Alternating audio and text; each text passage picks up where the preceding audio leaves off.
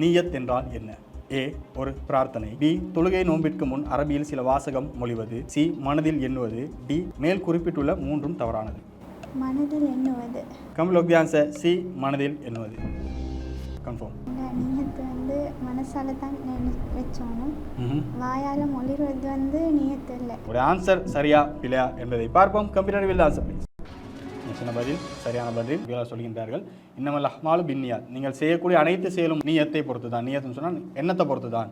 ஒருவர் இஜ்ரத் செய்கின்றார், அவருடைய இஜ்ரத் மறுமைக்காக நினைச்சு அல்லாவுக்காக தான் நான் இந்த இஜ்ரத் செய்கிறேன், அல்லாஹ் மட்டும் வணங்க எல்லாமே இருக்குது, அதனால நான் இந்த இடத்த விட்டு போறேன்னு சொன்னால் அதற்கான கூலி அல்லாஹ் மறுமையில் தருவார். மறுமையை வைத்து ஒருவர் இஜ்ரத் செஞ்சால் அதற்கான பயனை அடைவார்.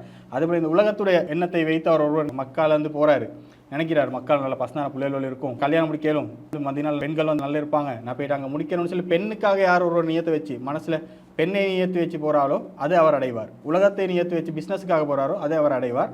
மறுமைக்காக போகிறாரோ அவர் அடைவார். அப்போ நியத்துன்னு சொன்னால் நாங்கள் மனசில் என்ன தென்றோமோ அதுதான்.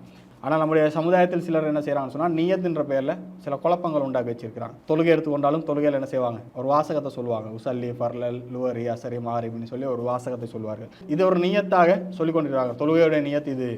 இப்படி ஒன்று ரசூலா கற்று தந்தாங்களான்னு சொன்னால் ரசூலோட வாழ்நாளில் 23 வருடம் நபியாக வாழ்ந்து காட்டியிருக்கிறாங்க. ஒரு நாளும் இப்படியாப்பட்ட ஒரு வாசகம் சஹியான ஹதீஸ்கள் எதுலேயுமே நமக்கு பார்க்க முடியாது, குர்ஆன்லேயும் பார்க்க முடியாது. அதில் என்ன சொல்லுவாங்க, உசல்லி ஃபர்லல், இறைவா நான் தொலை போகிறேன், உனக்காக தொலை போகிறேன், லுவர் தொழுகையை தொலை போகிறேன், அல்லாஹ்க்கு தெரியாதா? நம்ம லுவர் தொழுகையில் நாங்கள் அசரையாக தொலை நினைப்போம். லுவர் தொழுகைக்கு நான் தின்ன போகிறேன்னு நினைப்பானா? இல்லை, இப்போ எங்களோட எண்ணம் என்னது இருக்குது, நான் பள்ளி வாசலுக்கு போகிறேன் என்ற எண்ணம், தொலை தான் போகிறேன்ற எண்ணம் இருக்குது. இங்கே நான் இந்த டைமுக்கு லுவரத்தான் தொலை போகிறேன்ற எண்ணம் இருக்குது. அல்லாஹ்க்கு நாங்கள் சொல்ல தேவையில்லை, ஏன்னா நான் லுவரத்தான் தொலை போகிறேன், உன பள்ளி வாசல் வைக்கிறேன். வாசகத்திலையும் விளங்குது, இது ஒரு அறிவுபூர்வமானது ஒன்று இல்லைன்னா. அப்போ அறிவுபூர்வமானது இல்லை என்னதை எப்படியுமே ரசூலா கற்று தந்திருக்க மாட்டாங்க, ரசூலா செய்து காட்டியும் இல்லை.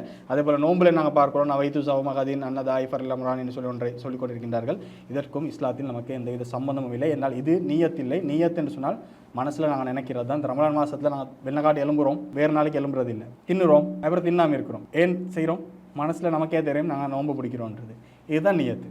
அல்லாஹ் இதை நீயத்தாக எடுத்துக்கொள்வான். என்ன வைத்து சௌமகதீன் என்று சொல்ல வேண்டிய ஒரு வாசகம் இஸ்லாத்தில் இல்லாதது. அப்போ இது பிதத்தில் சேர்ந்துடும். ரசூலா கற்றுத்தராத ஒரு விஷயம் என்றதுனால நன்மை கிடைக்காது என்பதை நாங்கள் கவனத்தில் கொள்ள வேண்டும். நன்மையில் மட்டுமில்லை, நாளை மறுமையில் ஹவுதர் தலாகத்தில் தண்ணீரும் கிடைக்காது என்று ரசூல் ஸல்லல்லாஹு அலைஹி வஸல்லம் பிதத் செய்யக்கூடியவர்களுக்கு சொல்கின்றார்கள். நீயத் என்றால் மனதில் எண்ணுவது என்பதுதான் நபிகள் நாயகம் ஸல்லல்லாஹு அலைஹி வஸல்லம் நமக்கு சொல்லியிருக்கதை பார்க்க முடிகிறது. எவ்வளவுதான் நன்மைகளை தர்மங்களை செஞ்சாலோ தொழுகை செஞ்சாலோ அதில் நீயத் சரியா இல்லாட்டி அதெல்லாம் ஏற்றுக்கொள்ள மாட்டான். தர்மம் கொடுக்கின்ற நேரத்தில் இருந்தாலும் நம்முடைய எண்ணம் நல்லா இருக்கணும். நல்லாவுக்காக தான் கொடுக்குறன்ற எண்ணம் நமக்கு இருக்கணும். அவர் பார்க்கிறார் இவர் பார்க்கிறார்ன்ற எண்ணம் தவறாக இருந்தால் அந்த நன்மை கிடைக்காமல் போயிடும். நபிகள் நாயகம் ஸல்லல்லாஹு அலைஹி வஸல்லம் சொல்கின்றார்கள், நாளை மறுமையில் 3 நபர்கள் அல்லாஹ் கூப்பிடுவானா. பெரிய ஒரு பணக்காரன், அதே போல் ஒரு போர் வீரர், அதே போல் ஒரு கல்வியாளர்,